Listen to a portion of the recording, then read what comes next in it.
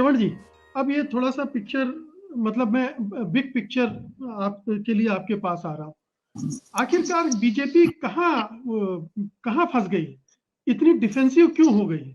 ये बीजेपी की साइकी को कैसे रीड करें अगर जगह जगह उसे इस तरह से वो फंसी हुई है कि फॉलो करना पड़ेगा कांग्रेस की कई नीतियों की कॉपी करना पड़ेगा, रीपैकेजिंग करना पड़ेगा, या कुछ फर्जी घोषणाएं भी करनी पड़ेंगी। देखिए मुकेश जी, 1951 में जब जनसंघ बनी, उसके बाद 1980 में बीजेपी बनी। ये 3 फेज हैं जनसंघ के, बीजेपी के। 51 से 80, 1900 और 80 से फिर 2014 तक जो बीजेपी हम देख रहे हैं, वो पूरा जो आपने कहा लार्जर पिक्चर, तो मैं उसकी बात कर रहा हूँ कि बीजेपी का एक नया ट्रांसफॉर्मेशन हो चुका है। और ये वो बीजेपी नहीं है जो जनसंघ थी या अटल जी के जमाने में भी थी। आप मोदी जी के जो कपड़े हैं, जिस तरह के कपड़े वो पहनते हैं, चश्मा वो लगाते हैं, जो ड्रेस पहनते हैं, घड़ी पहनते हैं, आप देख सकते हैं कि ये जो बीजेपी है वो क्या हो गई है। पहले जो पार्टी थी मुकेश जी, वो उसमें पार्टी के कार्यकर्ता और संघ के कार्यकर्ता नेता होते थे, और पैसा जो है वो जनता के चंदे से आता था और छोटे व्यापारियों से आता था। आज की तारीख में आप देख रहे हैं कि पार्टी में कौन लोग हैं। उसमें कांग्रेस के लोग हैं, शिवसेना के लोग हैं, समाजवादी पार्टी के लोग हैं, बीएसपी के लोग हैं। मतलब ओरिजिनल जो जनसंघ थी या बीजेपी थी वो तो है नहीं। और पैसा जो है पूरा का पूरा अडानी और अंबानी के पास से आ रहा है। मतलब जनता भी नहीं है, छोटे व्यापारी भी नहीं है। तो अब ये सरकार जो है खादी के नाम पर पॉलिएस्टर बेच रही है और खुद जो है पूरी सिंथेटिक हो गई है। तो ये जो घोषणा पत्र है, ये कोई नई चीज नहीं है कि ये कॉपी कर रहे हैं। इसमें एक सवाल केवल ये है कि नई योजनाएं अगर जो कांग्रेस दे रही है, अगर बीजेपी नहीं दे तो उसको क्या देना चाहिए। मतलब आप कह रहे हैं कि बीजेपी कॉपी कर रही है, तो अगर कॉपी नहीं करे तो जनता के लिहाज से क्या घोषणाएं हो सकती है जो इनको देना चाहिए। मतलब एक थॉट ये भी है कि क्या कांग्रेस ने बीजेपी के हिंदुत्व को कॉपी नहीं किया है क्या। मतलब अगर हम इस चीज पर चलें कि वो योजनाओं को कॉपी कर रही है, तो कांग्रेस ने जो मध्य प्रदेश में खासकर जो हम देख रहे हैं, जिस तरह का नैरेटिव सेट किया गया है पूरा का पूरा और चुनाव लड़ने के लिए, उसमें हिंदुत्व को, मतलब बीजेपी के लिए कोई कसर ही नहीं छोड़ी है कि आप हिंदू विरोधी हैं या हिंदुत्व विरोधी हैं या बजरंग बली के विरोधी हैं या मंदिर के विरोधी हैं, या आप मतलब पूरा का पूरा। तो मतलब एक नैरेटिव ये भी है कि आप जो कांग्रेस है वो, अगर ये नैरेटिव है कि कांग्रेस बीजेपी कांग्रेस हो गई है, तो एक नैरेटिव ये भी है कि जो कांग्रेस है वो भी बीजेपी हो गई है।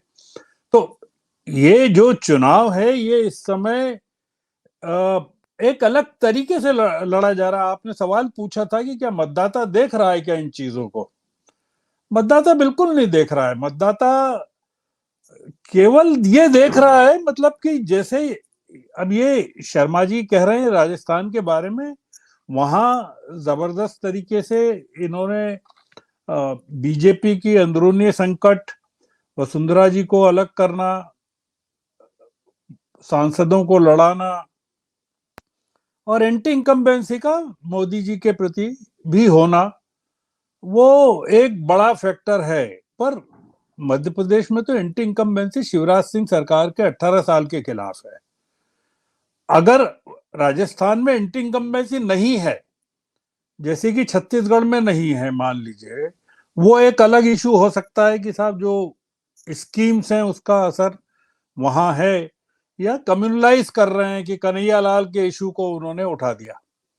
यहाँ पर आज वो राहुल गांधी नीमच में थे, वहां अब मुझे जानकारी नहीं है, मैं उनका आधा भाषण नहीं सुना कि उन्होंने भंवरलाल का इशू उठाया कि नहीं, या कन्हैया लाल की बात कही कि नहीं। पर ये पूरा का पूरा जो नैरेटिव है या इसका जो डायमेंशन है इलेक्शन का, वो अब उसमें ये नहीं ढूंढ रहे हैं वो कि ये मैनिफेस्टो, मतलब एक पार्टी कितने हजार दे रही है और दूसरी कितने दे रही है। मतलब कांग्रेस बीजेपी ने भी ये किया है कि जो घोषणा पत्र जारी किया उसमें कहा कि हम तो सिलेंडर जो है गैस का 350 में देंगे। मतलब आप, मतलब ये है कि आप अगर हार रहे हैं तो आप हो सकता है कि आगे चल के ये कहें कि हम 100 रुपए में देंगे या फ्री में देंगे। तो अब इससे एक बात ये भी चल रही है कि आप हार रहे हैं तो लगातार जो अपने दाम हैं वो चीजों के कम करते जा रहे हैं और रिश्वत बढ़ाते जा रहे हैं। कई चीजें चल रही हैं इलेक्शन में। ये मध्य प्रदेश का और राजस्थान के जो चुनाव हैं वो बहुत महत्वपूर्ण हो गए हैं, क्योंकि तेलंगाना में और मिजोरम में तो बीजेपी का कोई मतलब नहीं है। छत्तीसगढ़ में भी जो हम देख रहे हैं वो कांग्रेस का अपर हैंड है। तो कुल मिलाकर लड़ाई के जो मैदान हैं केवल जयपुर और भोपाल हैं। और इसीलिए हम पा रहे हैं कि कल इंदौर में मोदी जी का रोड शो है, अभी आज वहां शाम को भोपाल में राहुल गांधी का रोड शो चल रहा था। बहुत ज्यादा इसको अलग किस्म से पूरा का पूरा ये स्कीम से मुक्त हो गया है मुकेश जी। मतलब मैं एक चीज आपको बताता हूं कि स्कीम का मामला केवल एक सेगमेंट में है, जो हालांकि बड़ा सेगमेंट है, जो पिछड़े वर्ग का या महिलाओं का सेगमेंट है वो है।